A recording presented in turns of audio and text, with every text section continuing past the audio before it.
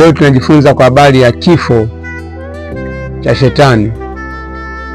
Sasa hii ni somo ambalo mwenye akili atalifahamu na tutakubaliana pamoja, lakini yule mpambe wa dini, mpambe wa dhehebu, mpambe wa mila hawezi kukubaliana. Lakini mimi nitakuonyesha kwamba huyu Shetani hayupo kabisa na kafariki huyu Shetani. Kwa hiyo kwa wale ambao wanampenda Mungu itakuwa rahisi sana wao kufahamu na kuelewa, lakini wale ambao wampendi Mungu itakuwa ngumu sana kuelewa somo hili kwamba Shetani amekufa kufaje. Lakini leo nataka nikuonyeshe wazi kwamba huyu ambaye anaitwa Shetani amekufa na amefariki. Na mara tu uanzapo kusikiza somo hili, fahamu kabisa kwamba huyu ni marehemu Shetani. Kwa hiyo somo hili nataka nikuonyeshe jinsi gani amekuwa marehemu Shetani, ili ya kwamba akili yako ipanuke, akili yako iende juu, ili ya kwamba ufahamu kabisa kwamba huyu ambaye anaitwa Shetani amefariki na hayupo tena kwenye maisha yako. Sasa imekuwa kuwaje? Ni kuombe kabisa kwamba tuende pamoja toka mwanzo mpaka mwisho, ili ya kwamba kule tunakoenda uelewe vizuri sana. Usianze kujaji kwa sasa kwamba kifo cha Shetani au Shetani hawezi kufa na vitu vingine. Najua maswali yako mengi sana, lakini nataka nikuonyeshe kwamba kuna mahali utafika baada ya somo hili, utajua kabisa mwenyewe kwamba kumbe kweli kabisa huyu ambaye anaitwa Shetani amefariki na ana nguvu yoyote na hayupo kabisa. Sasa hapo lazima twende pamoja. Sasa unapotaka kuelewa somo hili la kifo cha Shetani, namna Shetani alivyokufa, kuna vitu muhimu sana ambavyo natakiwa wewe vifahamu. Cha kwanza kabisa ufahamu maisha kabla ya Mwanzo 1:1, kwamba kabla ya Mwanzo 1:1 kuna maisha yalikuwepo. Kwa hiyo unapotaka kulifafanua somo hili na kulielewa somo hili kwa undani sana, na tutaenda kwa undani sana mpaka tufike mahali ambapo wewe mwenyewe utasema kweli kabisa Shetani amekufa, na kweli kabisa huyu ni marehemu Shetani. Na ndakuonyesha pia namna ambavyo amekufa. Kwa hiyo jambo la kwanza ufahamu kuna maisha kabla ya Mwanzo 1:1, kwa maana kwamba kabla ya Mwanzo 1:1 kuna maisha yalikuwepo yakiendelea, yaani kuna maisha yaliendelea kabla ya Mwanzo 1:1. Mungu alikuwepo kabla ya Mwanzo 1:1. Mungu alikuwepo. Haina maana Mungu ameanzia hapa Mwanzo 1:1 aliposema hapo mwanzo Mungu aliziumba mbingu na nchi, nayo nchi ilikuwa ukiwa na utupu. Haina maana kwamba Mungu ameanzia hapa. Kwa kabla ya hapa 1:1 mwanzo kuna maisha yalikuwepo, na ukija kwenye hayo maisha sasa ndio utakutana na huyu ambaye anaitwa Shetani.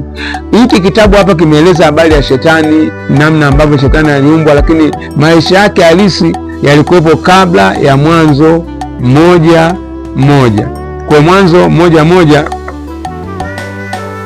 huo, kabla ya Mwanzo 1:1 huo unakutana na uumbaji wa kerubi.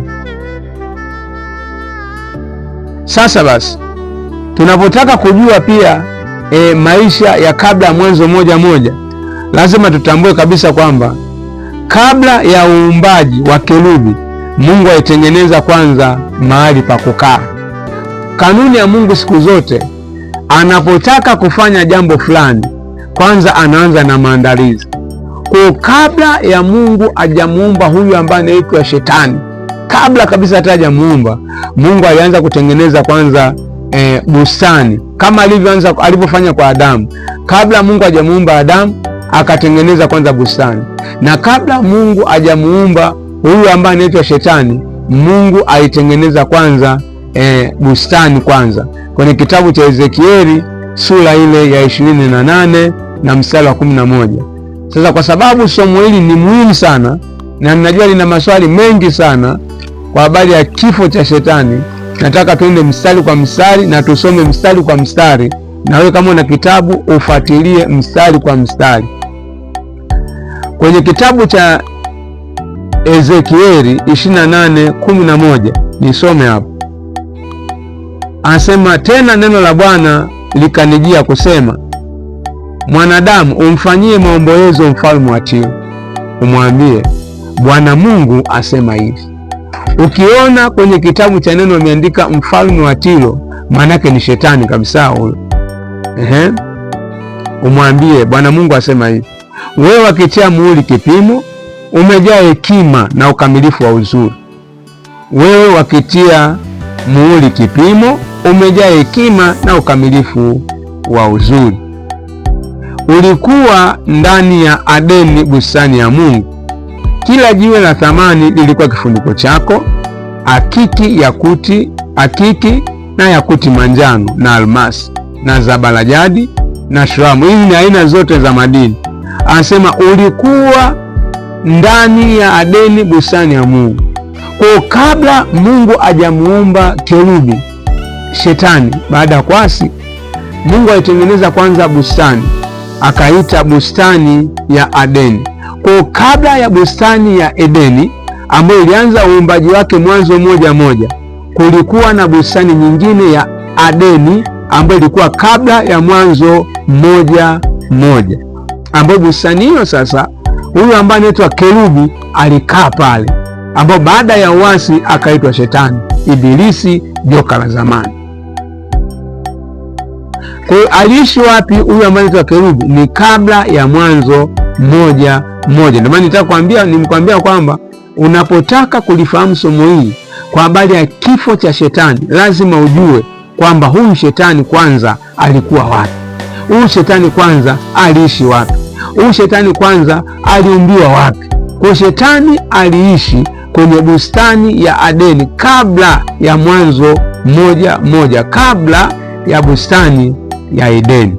Lazima ufahamu kwamba kuna maisha kabla ya uovu kuonekana ndani ya shetani, na kuna maisha baada ya uovu kuonekana ndani ya shetani. Sasa nini maana? Maana kwamba kerubi kabla ya uasi alimtumikia Mungu vizuri mno. Yaani kabla ya kerubi uovu haujaonekana ndani yake, kama hapa alivyosema kwamba ulikuwa ndani ya Adeni. Tena ule mstari wa 15, Ezekieli 28:15, anasema ulikuwa mkamilifu katika njia zako tangu siku hiyo ulipoumbwa hata uovu ulipoonekana ndani yako.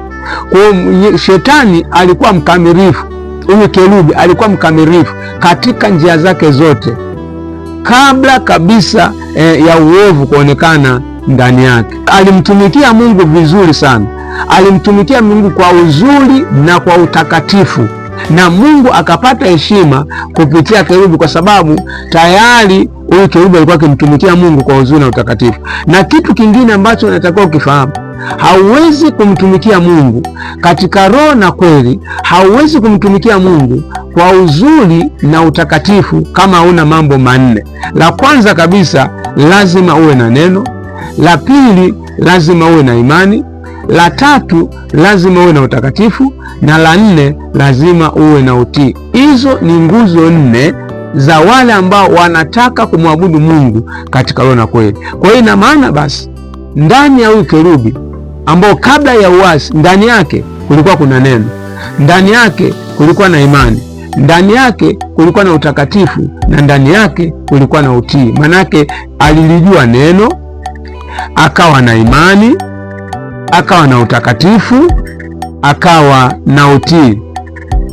Na ndio maana baada ya uasi tu adui alichokifanya, akaharibu hizo nguzo nne, kwa maana kwamba aliondoa neno, akaondoa imani, akaondoa utakatifu, akaondoa utii. Na ndio maana sasa watu wengi sana wanaweza wakaamini maneno kuliko neno.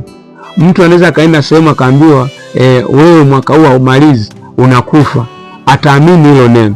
Lakini akifika kwa mtumishi akimwambia wewe utapona, anakuwa na wasiwasi na hilo neno.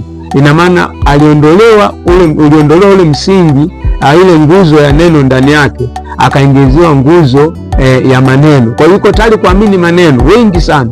Hata familia nyingi zinavurugika kwa sababu ya hiyo. Wengi wanaamini sana maneno kuliko neno. Aliondoa pia hiyo nguzo, inaitwa nguzo ya imani ndani ya watu.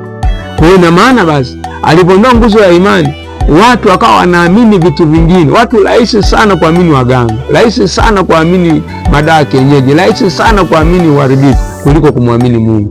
Kwa nini? Kwa sababu nguzo ile ya imani ya kumwamini Mungu, shetani uovu ulipoonekana ndani yake tu akaivuruga. Kwa hiyo sisi tumezaliwa tumekuta tayari babu zetu wanaamini mizimu, wanaamini uchawi, wanaamini uganga, tukaishi hivyo hivyo. Haya, nguzo ya tatu ambayo ilivurugwa ni nguzo ya utakatifu, ambayo shetani alikuwa nayo kule juu mlimani, alikuwa nayo kwenye bustani ya Edeni. Hiyo inaitwa nguzo ya utakatifu, aliiondoa tena. Kwa watu wakawa nakimbilia uovu kuliko kukimbilia utakatifu. Watu wakawa wanapenda dhambi kuliko kumpenda Mungu, kuliko kupenda utakatifu. Na ikaonekana kwamba utakatifu ni jambo gumu, ni jambo kubwa sana. Yaani ukisema bwana hakuna utakatifu duniani kabisa, ina maana ukisema hakuna utakatifu duniani maana yake hakuna mcha Mungu, hakuna Mungu kuabudiwa, yaani hakuna anayemwabudu Mungu hata mmoja, kwa sababu huwezi kumwabudu Mungu bila kuwa na viwango vya juu vya utakatifu, kwa sababu Mungu wetu ni mtakatifu. Kwa karibu pia nguzo nyingine inaitwa nguzo ya utii. Nguzo ya utii naye ambao kule mlimani yeye shetani alikuwa nayo. Kwa hiyo akaivuruga ile nguzo, akaiharibu ile nguzo ya utii.